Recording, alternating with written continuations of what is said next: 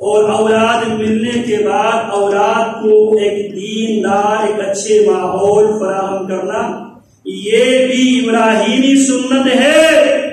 صرف بکرے کی گلے کاٹ کر ابراہیمی بننے کی کوشش نہ کیا کرو۔ ابراہیم بچوں کو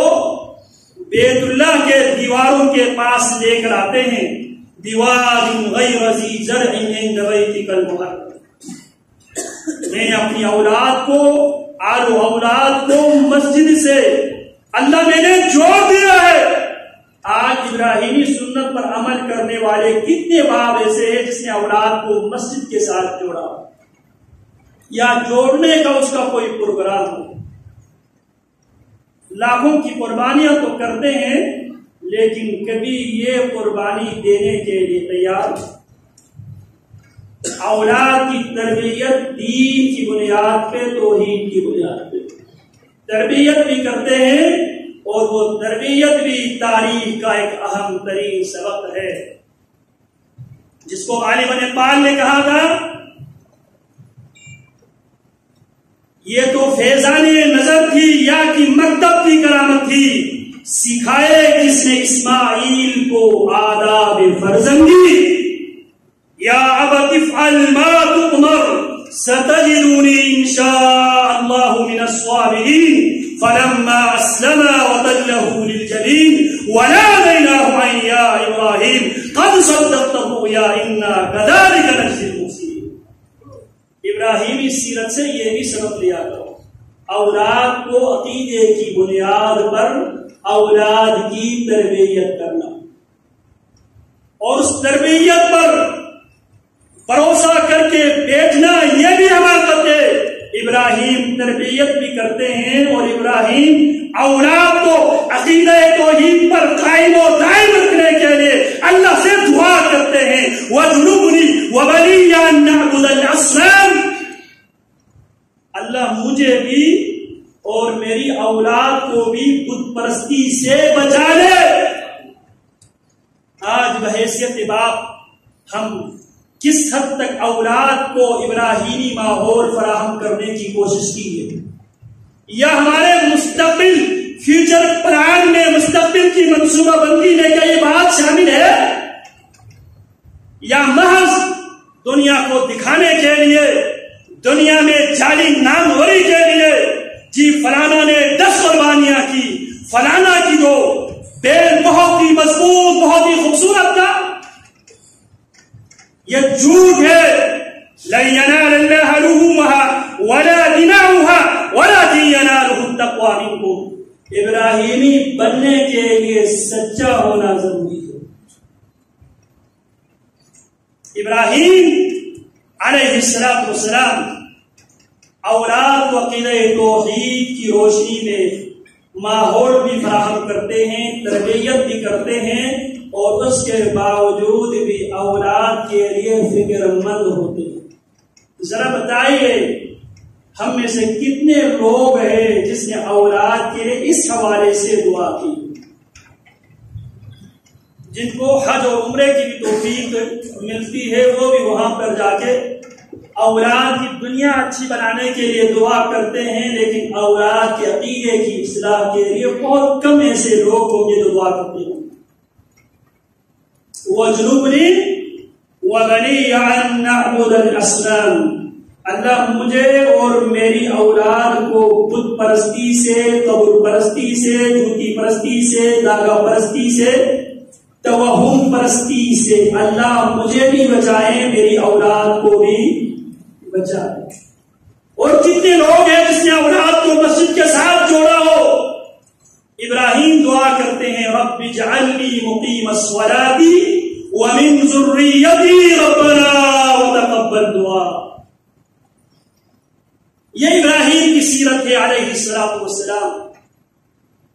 جس کی ہم سنت ادا کرنے کے لیے کمر بستہ تو ہو چکے ہیں، لیکن ابراہیمی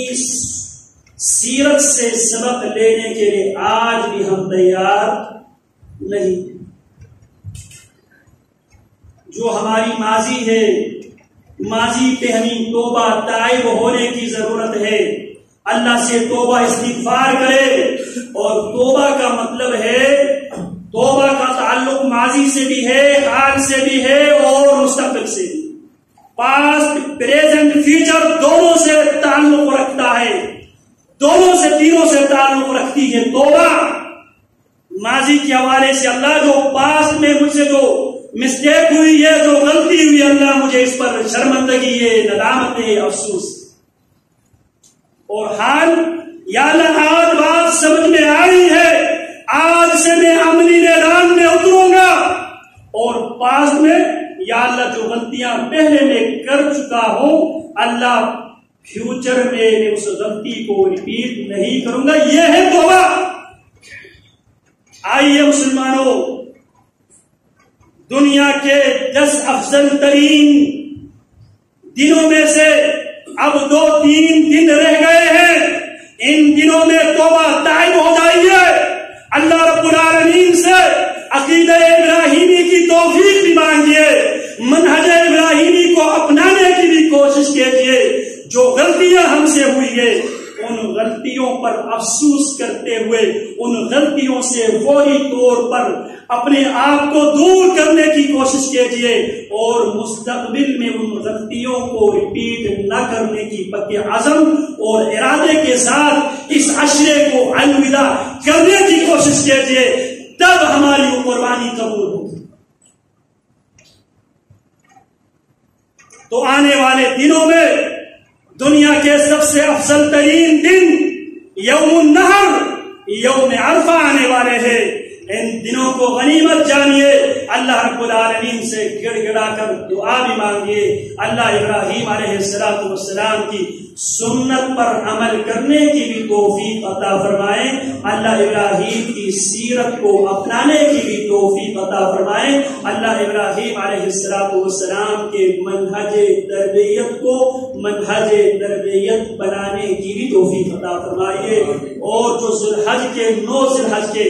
روزے کے متعلق رسول اللہ صلی اللہ علیہ وسلم فرماتے ہیں، احتسب علی اللہ ان یکفر سنۃ التي قبلہ وسنۃ التي بعدہ، صیام یوم عرفہ، یوم عرفے کا جو روزہ ہے، میں اللہ سے امید رکھتا ہوں اللہ 1 سال پچھلا اور 1 سال بقیہ کی تمام صغیرہ گناہ اس روزے کی برکت سے اللہ رب العالمین معاف فرمائے گا۔ دنیا کا عظیم ترین دن ہے یوم عرفہ، رسول اللہ صلی اللہ علیہ وسلم فرماتے ہیں، ما من یوم